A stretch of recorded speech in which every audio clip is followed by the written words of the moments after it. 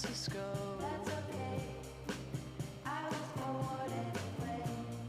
I left my love in the room. That's okay. I was born in LA. I left my love in San Francisco. That's okay. I was bored anyway. I left my love in a field. That's okay. I was born in LA.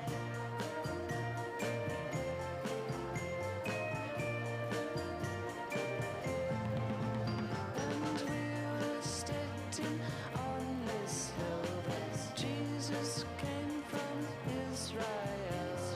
Eyes above a sacred cow, so not to wake a sparrow splashing mud. But that was many years from now, and I hope from here on out I always seem to want to shout. Your eyes are like a cup of tea ascending to the sun with me.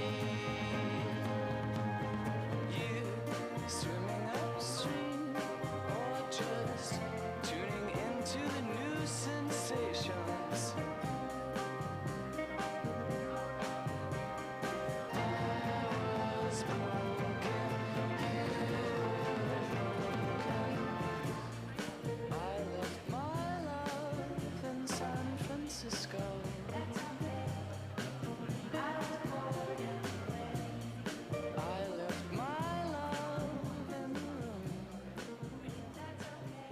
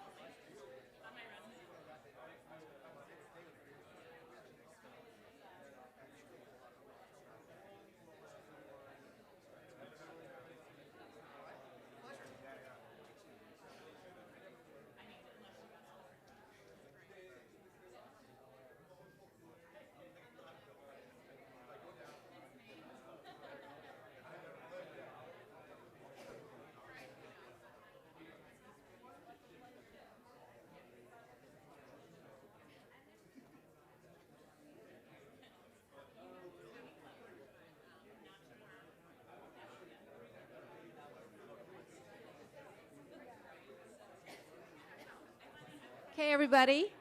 We're going to get started again, and John actually just has a few announcements.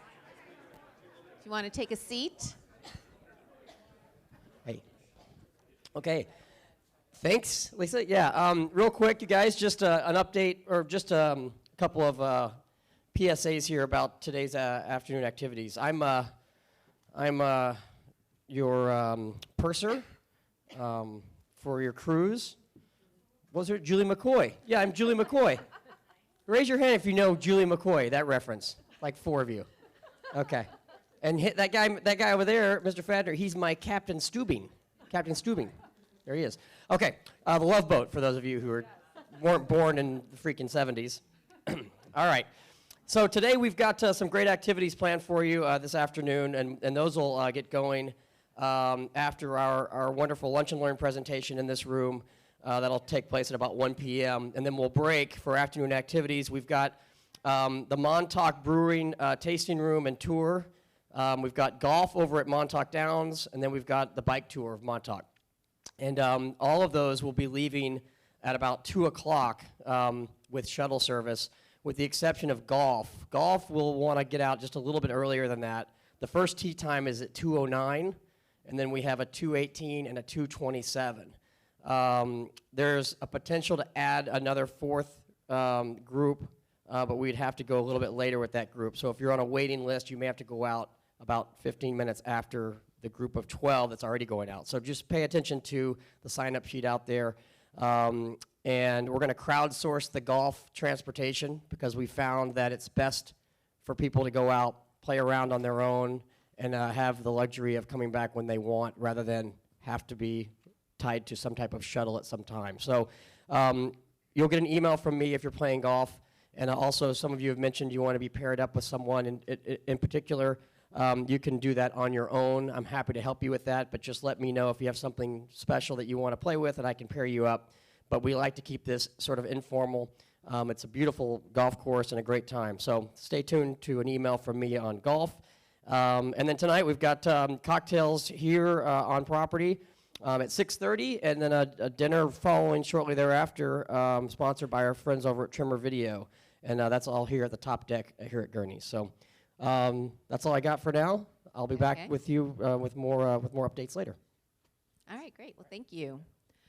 All right, everybody. Well, now we're going to do our case study, and this is basically the Facebook Lab, and it's leveraging social to inform cross-screen creative. And for that, we have our guest, Christina Locke, and she's the Associate Director of Integrated Growth Strategy for Freshly. You can come up when you want. And let me just tell a little bit about, you guys have been, basically they've been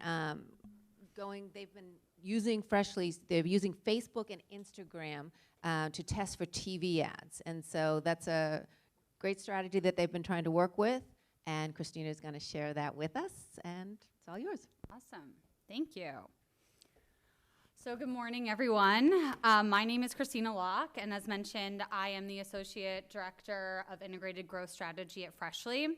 So what I'll be sharing today, it's a very creative title, the Facebook Lab, Leveraging Social to Inform Cross-Screen Creative, but I've kind of broken it out into two different sections. One, Freshly is a startup, so we're relatively new into the TV game, so I wanted to kind of walk through our approach to TV.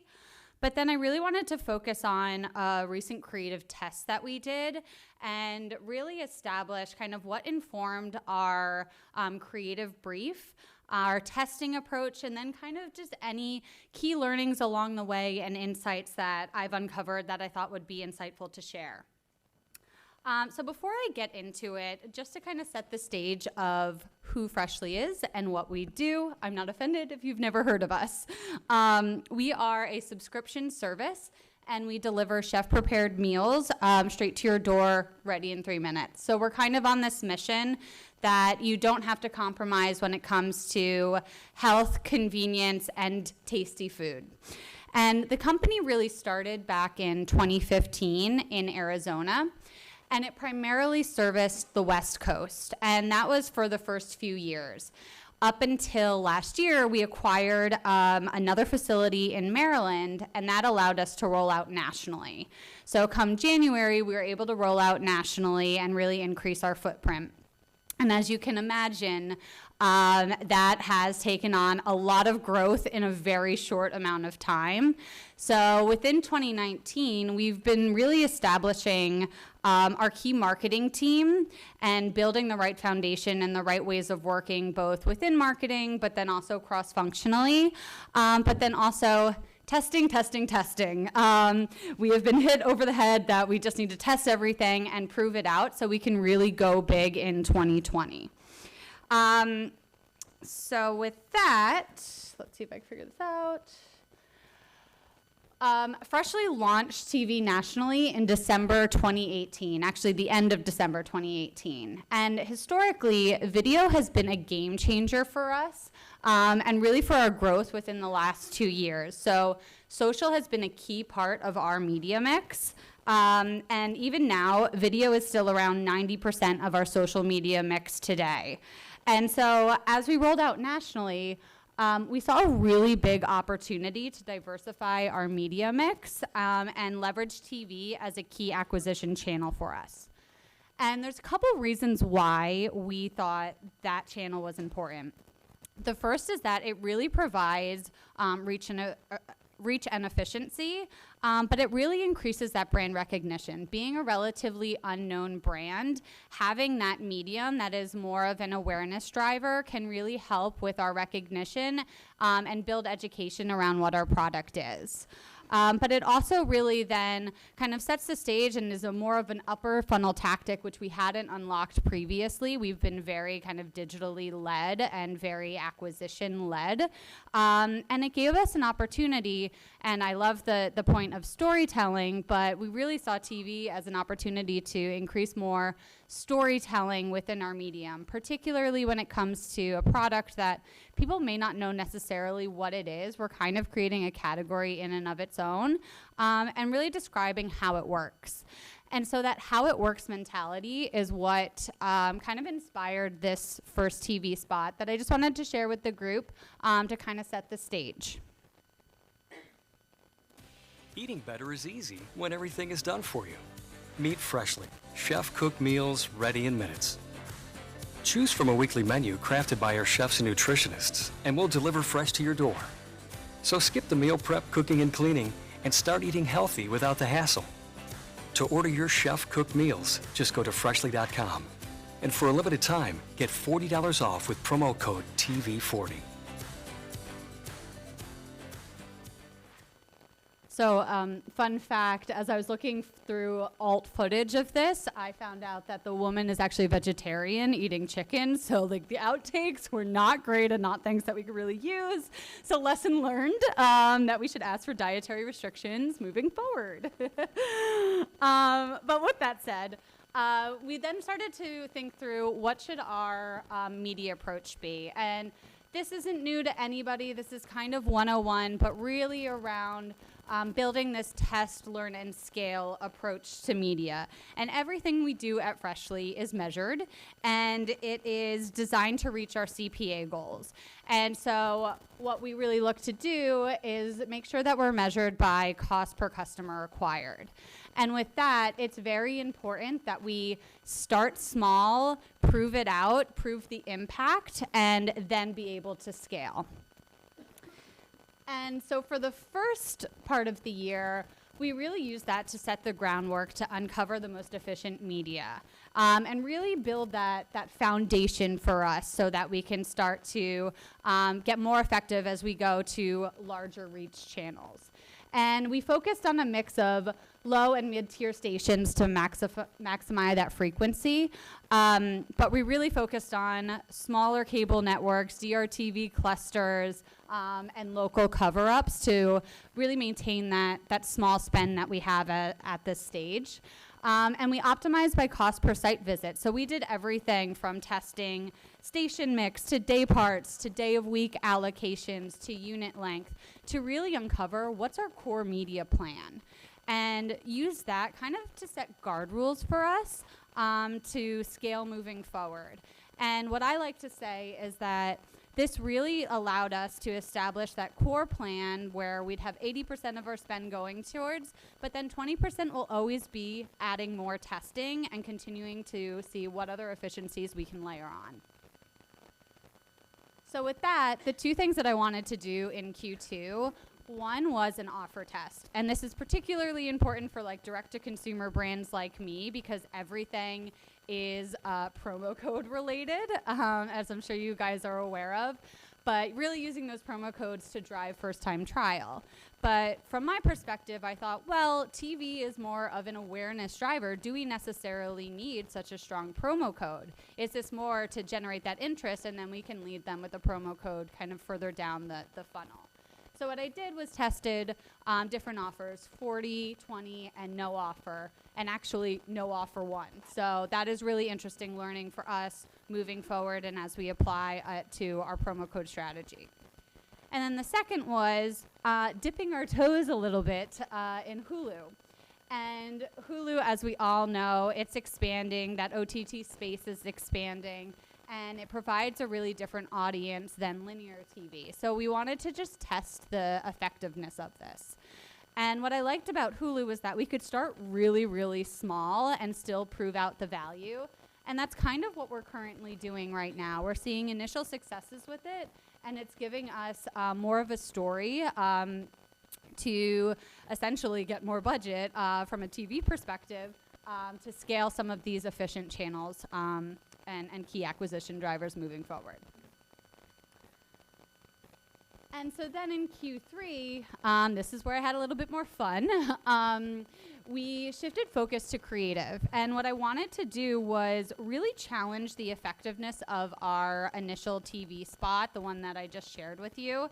And at first I had these big plans to create brand new spots and everything was going to be amazing. It was that let's leverage previously shot footage and create message-specific TV spots. So here we can really dissect what our key proof points are to understand really what messages resonate and drive action. And the first thing that I did was look at top performing Facebook videos. So like I mentioned, we have a ton of knowledge when it comes to Facebook, and we've been in that world for a really long time. So why not leverage what we know works, what messages, what swim lanes or themes work, and also stay away from what doesn't work, and test that cross-channel. And that's something that we actually do. TV aside, we do that cross email and direct mail and all of those sort of things. We use that kind of as a place to validate in the absence of being a startup. We don't have consumer research yet. We haven't done a ton of testing. So this is a great way so that we're not just starting from scratch and like hoping something sticks, but we have a little bit more information going to the brief.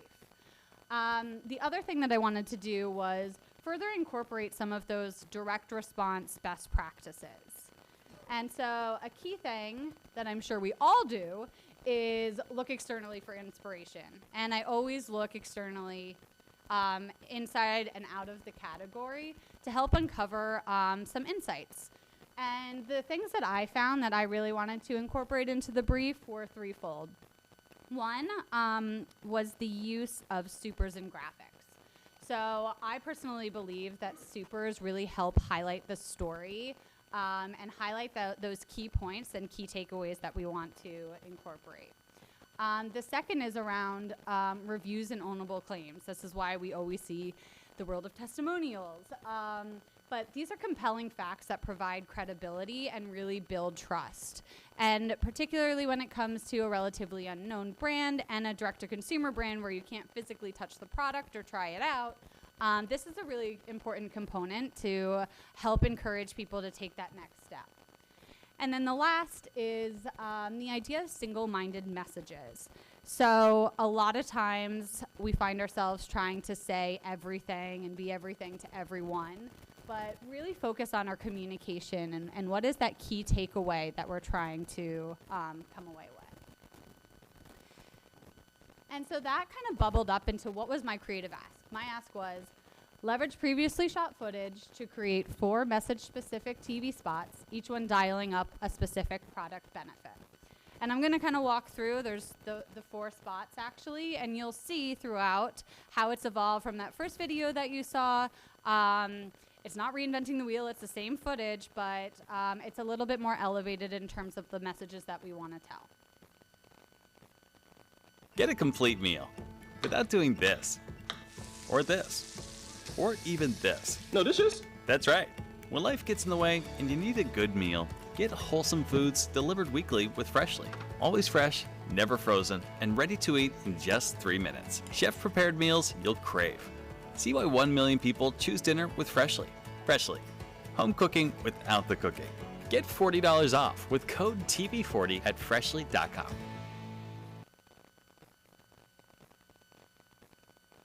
When you get a box to save time cooking, you shouldn't have to spend time cooking. Let Freshly chefs and nutritionists do the work for you. We start with the best quality seasonal ingredients and turn them into complete, convenient meals. Ready in 3 minutes. Delivered to you fresh, never frozen. Zero prep or cleanup. Guilt-free meals made tasty. Our menu is always changing, so you're sure to find meals you'll love. See why 1 million people choose dinner with Freshly. Freshly, wholesome meals for busy lives. Get $40 off with code TV40 at freshly.com. Life's busy. Get guilt-free comfort food delivered to you and open the door to a box of fresh, nutritious, single-portion meals. Ready in 3 minutes. Real food and nothing artificial, perfectly balanced and thoughtfully prepared. Ideal for dining alone or with company. Convenient, flavorful food. See why 1 million people choose dinner with Freshly. Freshly, meals made for real life. Get $40 off with code TV40 at freshly.com. And then the last one. Freshly delivers complete whole meals, always fresh, never frozen. Options for every diet, prepped by nutritionists, cooked by chefs. Craveable and perfectly balanced, made with the finest seasonal ingredients. Convenient, good-for-you food, ready in 3 minutes. Comfort classics made nutritious and guilt-free. See why 1 million people choose dinner with Freshly. Freshly, eat better. Get $40 off with code TV40 at freshly.com. So you can see what I did was start to incorporate some of those supers, like I mentioned, adding that claim of why 1 million people choose Freshly, simplifying the call to action, showing our meal variety, but then getting very straight to what's the key takeaway and what the offer that we're giving. So that was kind of the 4 different iterations that we started with. And then the testing approach is where it got a little bit interesting because there's so many different ways that we can slice and dice how we want to test this. But ultimately, where I netted out was we did a 50-50 creative split on all mid and low tier media. And each creative test ran for 2 weeks. While local cover-ups and satellite media continued to run about Freshly and were excluded from our test analysis. And this was kind of done for 2 reasons. One, when it comes to more like local and satellite cover-ups, it's not as accurate when it comes to response rate. But then also we really wanted to maintain that efficiency when it comes to our CPA, because if we see a high CPA, I'm going to get a call from our exec team and they're going to say, stop the test. So we then did an apples to apples analysis and compared response rate for each creative. And the winner of each test was actually rotated in as the control for the next test. So for instance, if cooking alternative won, that would then be challenged as the control against busy and health conscious and so on and so forth. So the results at a very high level, originally I thought everything's going to be better, and it wasn't. But what we did find was that overall, this solo eating concept performed the same as our control. And it's currently being retested on linear and rotating into Hulu. But I think, as with everything, you need to take this with a grain of salt and dial down a little bit further and think through what are those other avenues that we can analyze. And so with that, there's kind of, I guess, 5 key learnings that I took away.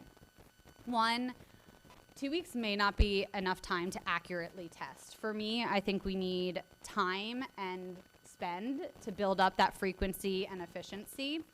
I wouldn't kill any creative that has slightly lower response rate. So while we may see lower response rate on busy and health conscious, and some people would say, okay, this is dead in the water, what I would say is you typically see lower response rate when you're introducing new creative, particularly at a small budget spend where it hasn't had enough time to ramp up. So with the slightly lower response rate, I think of that as a great opportunity for us to retest as our control reaches wear out. The third is around isolating results. So from a big picture, some things looked like they didn't perform, but the 30s actually had a drastically different results from the 15s. So a 30, busy and health conscious, actually outperformed our control. So again, things to keep in mind. One of the things that I thought was the most interesting was that different creative works for different stations. And some of the creative that didn't perform overall really outperformed on certain stations. So Cooking Alternative crushed it when it came to the Cooking Network.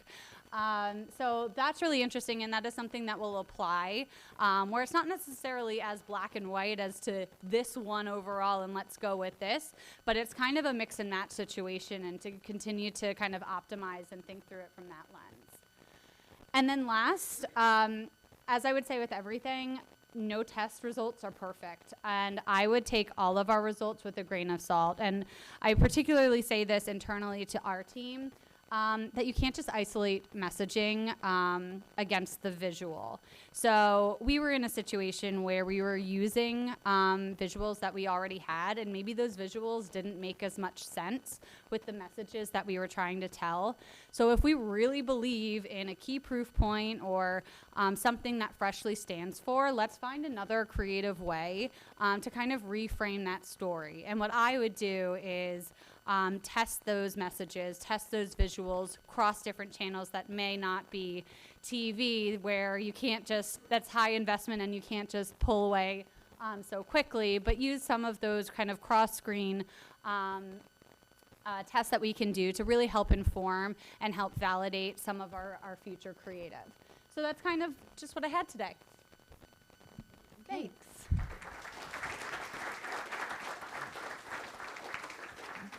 Does anyone have any questions for Christina? Hi, Ashley from Cicerone. So I have a question about attribution. So I know you had noted that the no offer performed the best in the TV aspect. How did you know that? Because I usually know like coupon codes or if there's a unique landing page, kind of give that attribution. How did you know that the no offer outperformed the offers? Yes, attribution's always the million-dollar question. What we do is it's kind of a threefold process. One is promo code. So we had unique promo code or no promo code across all of our different spots. The second is we have an after-purchase survey, so we can understand during that time period if you watch TV, we can attribute it to the creative that ran, but then also an uplift analysis of people going to the site. So it's the combination of those three. Perfect. Anyone else? Okay. All right. Well, Cool. Christina, thank you. Thank you.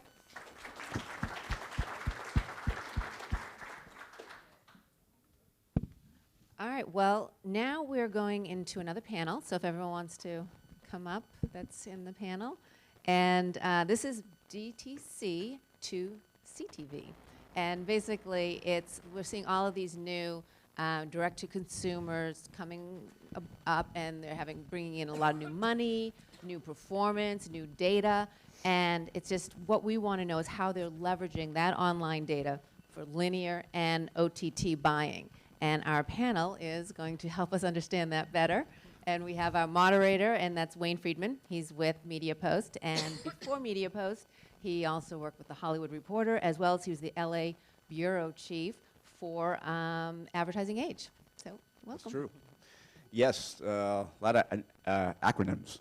You know, OTC for DTC, CTC, you know, which kind of works well, right? I mean, probably all this stuff really does work well.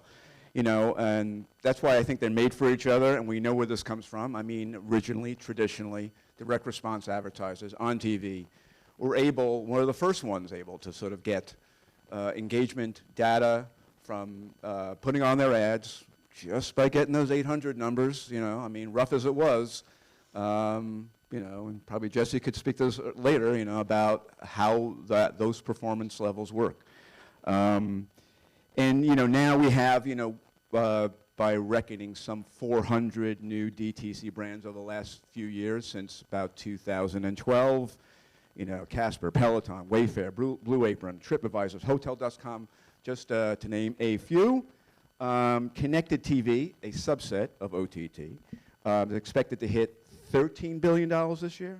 Still a long ways from linear TV's $70 billion. But that said, and we've seen some money from the digital-first DTC advertisers move back into TV. Not much, but it's growing. Some of the traditional networks have said that, you know, it was a big reason why the upfronts, the traditional linear, live linear TV upfront was so strong as it was. I don't necessarily think that way, but, you know, I mean, you know, they wanted, they were looking for other reach. Maybe when it comes to what more brand advertisers get, you know, supposedly around 140 million in TV commercials. So anyway, we have two experts here, right over here. Marissa Jimenez, president of Modi Media, and Jesse Math, VP of Social and OTT of Forward PMX. Maybe you guys could just go into what exactly are your responsibilities there? Yeah, sure. Yeah, I can go go ahead. first. So my name is Marissa Jimenez. As Wayne mentioned, I lead the Modi Media team. Modi Media is a specialized agency within Group M, and we focus on advanced TV. And how do we define advanced TV? It's really about the application of data that goes beyond age, gender. So really finding that custom audience using first and third party data sets to inform how we go to market in the TV ecosystem exclusively. And ultimately, it's all measured in a test and control environment using those same first and third party segments that we used up front for targeting. That was a very buttoned up answer. I'm going to make something up on the spot right now. You give the unbuttoned up answer. So I'm Jesse Math, Forward PMX. We've been a performance marketing agency for pushing 30 years now, starting off in the direct mail space and quickly evolving a very strong search practice, and then display and social after that. In the past couple of years, we've really been pushing our brand partners on what it means to drive performance and what a performance plan looks like in today's day and age.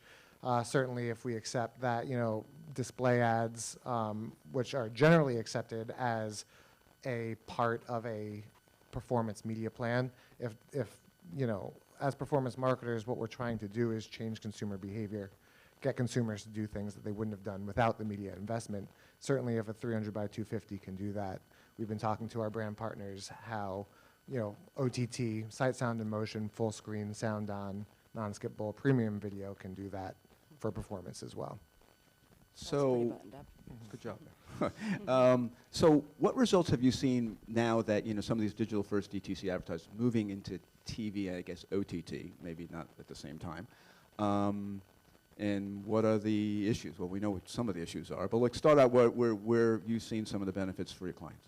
Yeah, for sure. So first I would expand the definition of DTC, right? Of course, the list that you mentioned is of course D2C, but there's a D2C movement with legacy brands as well, with the Nikes of the world also yes. selling through e-com indirectly. So we really see the space as being right for two types of brands. Brands that are TV advertisers that are looking to recapture some of the impressions that are no longer available through traditional channels and make up some of that reach. And also for challenger brands who either don't have direct broadcast budgets, who can play in that space for the first time. So the benefits are being there. We really have to, I think, start from a point of accepting that consumers are moving to OTT channels. So when we talk about testing, we have to start from a perspective of OTT can work. It's about how do we make it work, right? Because the eyeballs are there, so it's about how do we use it as an advantage, but not being there is certainly a disadvantage.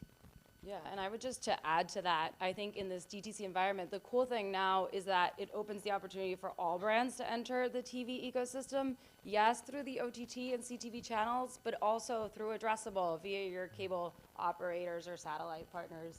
So with smaller budgets, you do have the opportunity to be on that big screen and get that reach, context, sponsorship type of feel that everybody loves about television.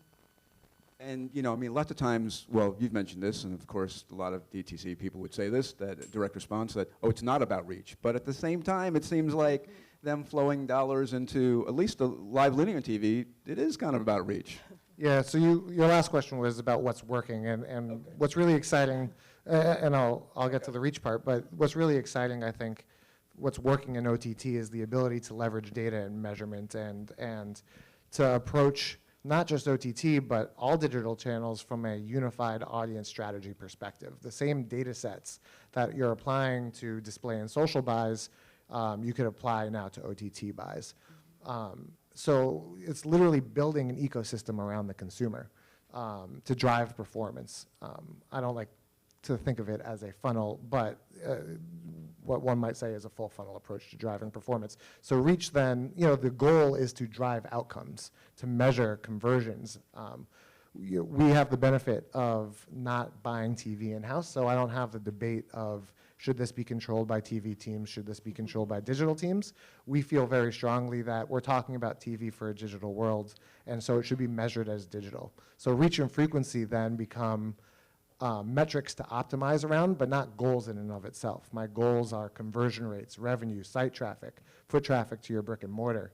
And we have to understand the right reach and frequency, or the reach and frequency that went behind driving those ROI metrics. But we're not just out to purely drive reach for reach's sake. And for your clients, Marissa, when it comes to sort of the bigger brand clients who use OTC or, not direct response, where do they fit in, especially when they go the other way and they want the incremental reach buying OTC? Yeah, so we're kind of in the middle. We use reach and frequency to ultimately drive the conversions, or I guess better said, to measure the conversions. So we focus on, one of the things that we focus on is really looking for that incremental reach from television, but then measuring what did that do for your foot traffic? What did that do for your brand in terms of sales? What did it do for the brand health? So we take a kind of a nuanced approach to it. We buy incremental reach, so we're using the CTV partners. If you think about the CTV ecosystem, right, you can buy direct through your publisher, whether it's NBC, CBS, Hulu, et cetera.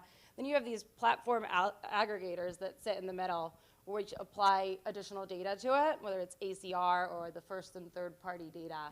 And then third, the programmatic partners really as a digital buy. So we focus in that middle ground where it's this platform aggregators that are adding additional layers of data. And so we use the ACR partners through their smart TVs, whether it's Roku or Viant via the LG footprint and Samsung, to measure what your linear television is delivering. And then we have the ability to add incremental frequencies to households that have been unexposed or underexposed. And so that's how we're getting to the reach and frequency. So if we decide that the optimal frequency is 4 a week, we're able to look across the ecosystem and try to get to that frequency of 4 evenly throughout. A lot easier to work with them than, say, Hulu in that regard? Well, Hulu wouldn't have access to that data. Right, the data, Yes. right, exactly. And and we typically try to stay away from Hulu for no other reason that that's where the TV buyers are focusing. To his point, he doesn't worry about what the TV buyers and what the digital buyers are buying or not. Since we are in that brand environment, we do have to be really conscious of that, since the dollars are being split across the different teams to ensure optimal plans, the most effective and efficient way. Yeah, and one of the challenges, we do fall into that. We prefer to fall into that third bucket, Yeah. right? Taking that programmatic digital approach. In Because- doing so, we centralize all of our OTT and online video spend, from a centralized programmatic buying seat. And one of the challenges that any OTT buyer faces is really originates from the sell side, which is that no one sells all of anything. Yeah. Hulu doesn't sell, the most premium NBC content, for example, right? Live current season inventory. Exactly, and the carriage rates differ from every platform and every publisher. So the only way to really make sure that you're reaching audiences, no matter what they're watching, is by effectively working with everyone, and certainly the people the publishers themselves that own the content and can sell at least some of everything.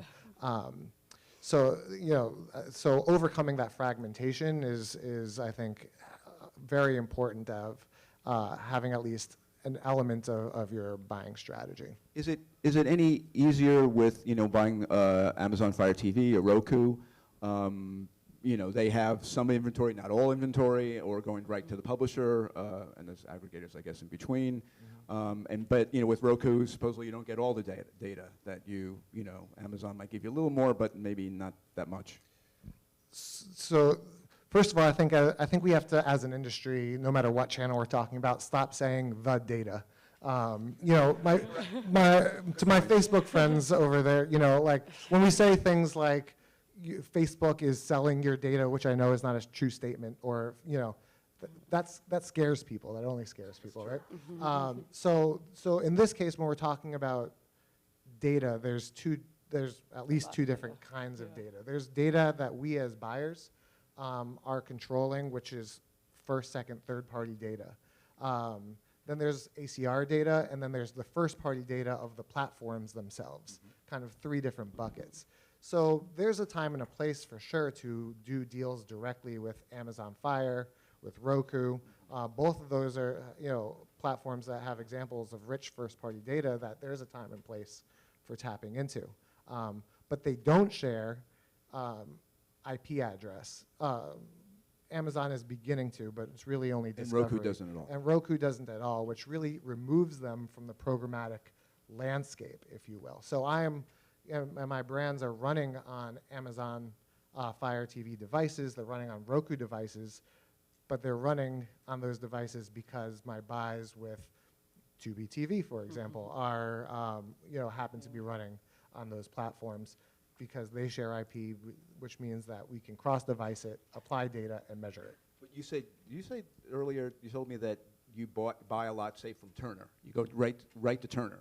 Turner in this day and age and landscape is almost not synonymous, but I would look at a Turner the same way that I would look at a Tubi. So my deals are with Tubi, with Turner, with NBC, with ESPN, with Crackle, with The right to the publisher. et cetera, yes.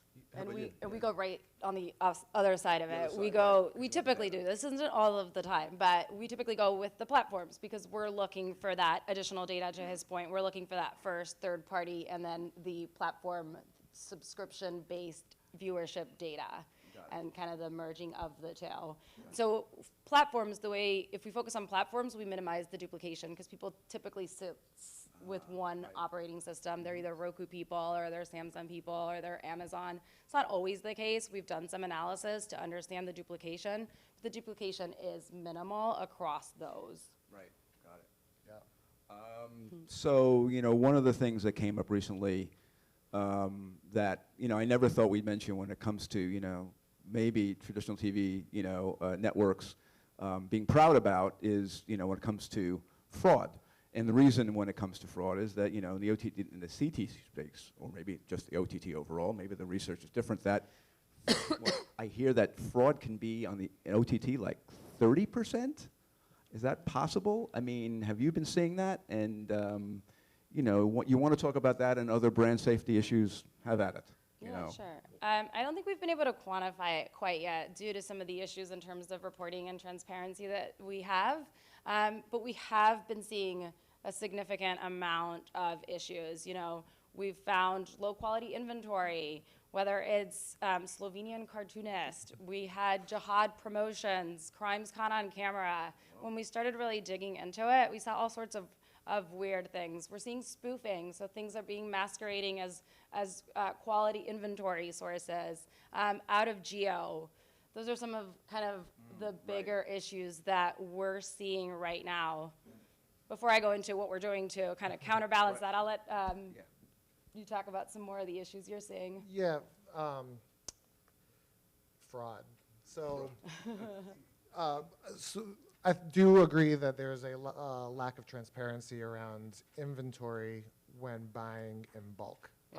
So when you're buying through a third party, it's hard to really get a full list of where your ad might run. And while it might not be on some of those really negative experiences, you might see a list that says, hey, you're going to be running on NBC and ESPN, but the list doesn't say that most of the inventory is actually the channel, Charlie Chaplin channel. And I love that channel. And yeah, nothing against Charlie Chaplin. Personally, I in my office, I always have 24/7 Cats TV That's a on. good one, yeah. Dog TV so- too is good. That's a Yeah. favorite. So, so there's again, maintaining direct relationships with publishers is a way around that, I would say. Similar on the spoofing side, we've seen figures, 18% I've seen, 30% I've seen, and I'm fully prepared to be wrong about what I'm saying, and we're keeping a very close eye to identify the day where I do become wrong. But a lot of that spoofing is happening in the open exchange environment. And when you're working directly with publishers, for now, I think, That's why we you are do it. mitigating that risk. Got it. So that's how you combat it. How about yourself? Yeah, so some of the things that we're doing, we have to balance, right? Because we want the data, we want the ACR data, and so sometimes the only ways to do it is to go through those channels. So moving towards really demanding app-level transparency. Some of the partners are very willing to offer that, others not so much. We're using, third-party ad serving and impression verification. moving towards inclusion lists rather than exclusion lists that really controls where the ads are running. We are starting to test fraud verification partners. It's new, so I don't have an update right now. We are just in early conversations with those partners. SDK integrations that really provide a lot more data coming back in.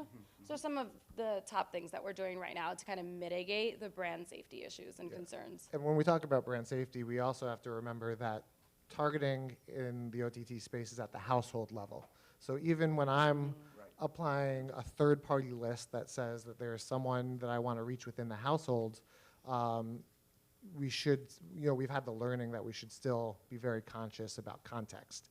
I ran a spot that had the word badass in it once, right? And even though I served that to households that I want, we got complaints that it was running in like kids programming, right? So making sure that there, even if you are taking an audience-targeted approach, that you also, that doesn't mitigate the need to also think about context.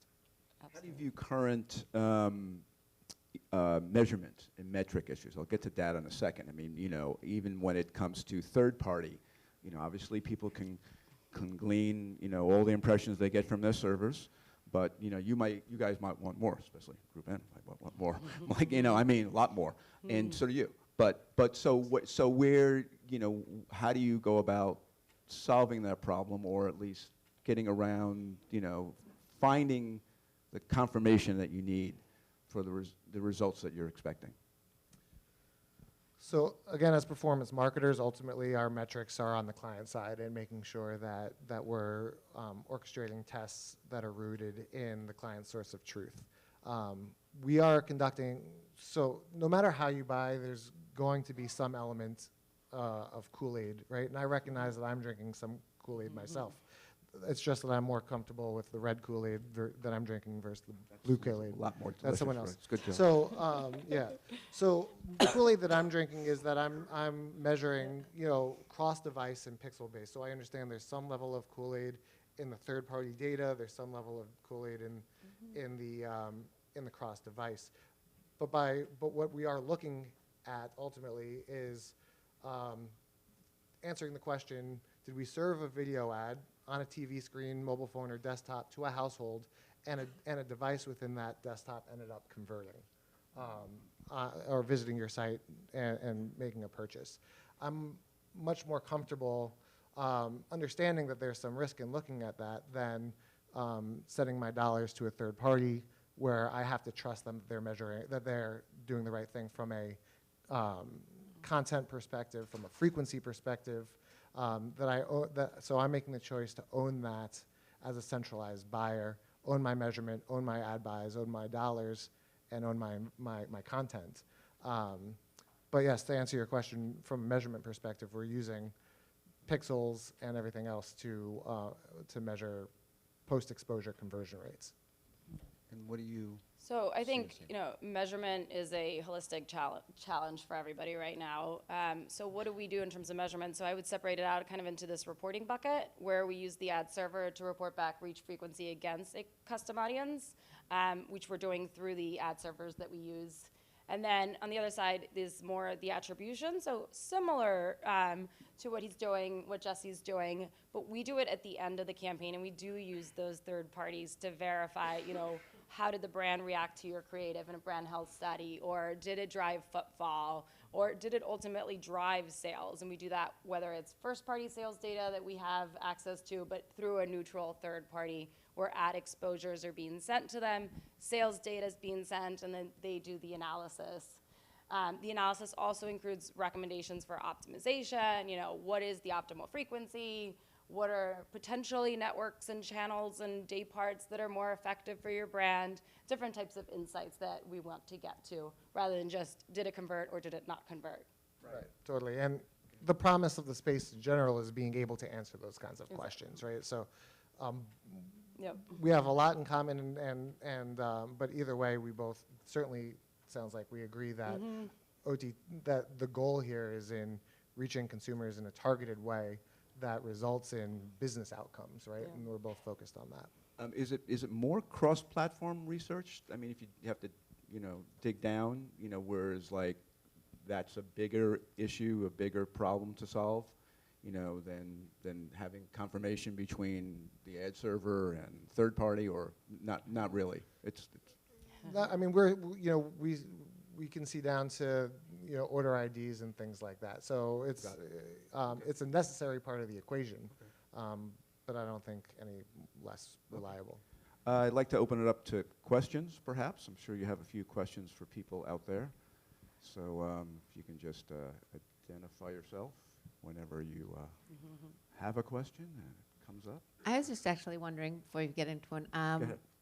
when you're looking at, especially as we've been talking about throughout, the whole fragmented channels and trying to get it, is it sometimes more important rather than the attribution? Is it maybe the incremental look at it? Like to see overall, did we make more money than we spent? Yep. And yes, the attribution can help in the terms of, okay, now we can figure out what did well, like where you hit the button. But aside from that, maybe it doesn't tell you what to do forward because that could change. I mean, how do you guys, what's your priority?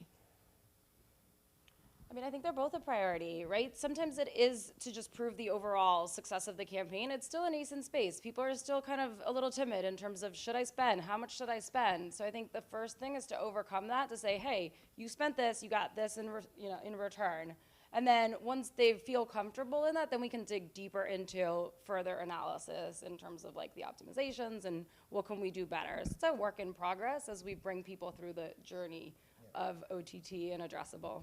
It's very rare, of course, to test OTT in a vacuum, right? So ultimately, the hypothesis that we're testing is, does adding OTT to an existing media mix make the overall media mix work harder? And so we can, one, answer, are we serving ads to people who are converting? And then two, by using test and control, whether it's the geo level or audience level, start to measure some of that incremental lift as well. And that really is the exciting thing about that, the CTV ecosystem in its entirety, is the ability to kind of test whatever you want, because the data is there. Whether it's different data and what partners have what data, the data's available. There's tons of opportunities to test and learn. I got super excited actually about the Freshly presentation just now. The thought about using paid social as a testing ground to understand what message resonates for different audience types, and then personalize that experience in OTT, where you can use first or third party data to say, hey, who's really busy and who's maybe a parent, and we're going to talk to them about our saves time message versus who is thrifty, and we're going to talk about save money. There's really that opportunity for personalization in this space. We have a question over there. Hey guys, Erin Hauk, ampersand. I'm curious with DTC advertisers specifically. I mean, you're talking about the role of TV and OTT, which are kind of broad-reaching terms, right? So what's more important, exploring new data partners and sources, or is it exploring new screens or new platforms in order to expand your reach? I'm going to let you answer, because I don't really focus in the DTC environment. So, the hard part, I think, is the end of the question about in order to expand your reach again, right? Because I want to deliver an ROI positive media plan and activation, and then look at the sweet spot in terms of reach that I achieved to do that. I think it's important to, if there are audiences on platforms, it's important to work with them. And again, in order to overcome the fragmentation, you have to work with all of them with significance, which is all the ones that have significance, which is a hard thing to do, but I think important to do, right? And so then it's about refining your creative, finding the data sets that you're bringing to the table that are performing best. But I mean, it's actually a pretty easy conversation to all you sellers out there. When there's new inventory out there, a new OTT platform that gains traction and has viewers, and they call me up, I'm like, yeah, like I'll buy it because I'm buying it programmatically. And if my audience say that they're there, I'll deliver on them. So it becomes this competition for dollars amongst the sell side, right? And if you have my audience, it'll be there. But that's the other great benefit of programmatic, specifically for D2C brands that don't have P&G budget. There's no minimums to all this, So I set up these private marketplace deals, and the ones that scale, and others deliver in a relatively small fashion, and we could optimize based on the data that we get back. Yeah, I think to that point, probably more data, because we don't need more places to buy the same inventory, which is what's happening. So focus on a differentiator rather than getting access to ultimately the same inventory that everybody else has. Does, we have a question over here. While we're going over there. Does, how about ad loads? Does it affect you at all, you know, in your decision making when it comes to your media buy? I mean, versus linear TV, or just has really nothing to do with it? High, low, doesn't make a difference of OTT. It doesn't make, it No, has, I mean, it's not an issue. It's not an issue. It makes a difference in terms of capacity. What's the available inventory Right. out there? But it hasn't been an issue yet. It hasn't really been a huge topic. Got it. Yeah, as far as I know, there's actually, publishers tend to be undersold. So Right. there's room to spend Okay. up. As Good. Hi, Ashley from Cicerone again. I feel like I'm asking a million questions. Thank you. Okay, good. Keep it So coming. I'm more so in Jesse's world, in the programmatic world, and something that I've been struggling with purchasing connected TV is a lot of our brand clients are asking, well, what show is this going to be on? So obviously that's a educational thing, but something that is not capable in the programmatic world is knowing what shows our ads are being placed on. We can say, okay, it's Hulu, it's Roku, whatever, but we can't see the show level. So I'm curious, in Marissa's world, can you see the show level? Nope. No. But on Hulu you could. Well, in theory you could. I You know, think, if you yeah. bought it directly through the networks, not Hulu. That's probably the only way, and it's probably going to stay that way. You know, even if you think about local cable, you can't get access to the show level that way either. It's kind of an industry norm. So I think, yeah. ROS schedule, right, yeah. Is that important? No. No, you can set up deals for specific genres, you know, but Categories, yeah. I don't have the insight that one show is performing much better than another. One of the things they're discussing is with the partners is to encourage program-specific inventory sourcing. So we'll see where that goes. We try to ask that. Just more data. And I why do not? think that like the trade desk, who's the driving force behind a lot of this openness, is really working on that coming through the bid stream. So I do think that that's, you know, within the next 12 to 24 months will be available. Okay, I think we're no other questions. Thank these guys very much. They did a great job, and I guess on to the events. Okay, well, thanks, guys. Give him a hand. Well, if you want to hear more from Jesse, he's going to be part of leading one roundtable, and that is from learning from the DTCs. And then also we have another roundtable, which is leveraging the social channel, and that's with Michael Collette, and he's the CEO of Dativa. Leveraging social channel will be back here, Oh, okay. right back here, with the no name on the card, leveraging social channel. It's blank because we want you to socialize about what's the panel going to be about. Thank you. So social here. Okay, and how about, DTCs, got him there. right here. And then we also have what is the media plan now, and that's again with Jared, and he's with from Ocean Media, if you remember earlier. So, and that's over there. See where Jared is. Okay, if everyone just wants to get up and get into the groups that you want to, and again, this is really a great part of the summit where you really get to exchange a lot of ideas. So, definitely stay for them.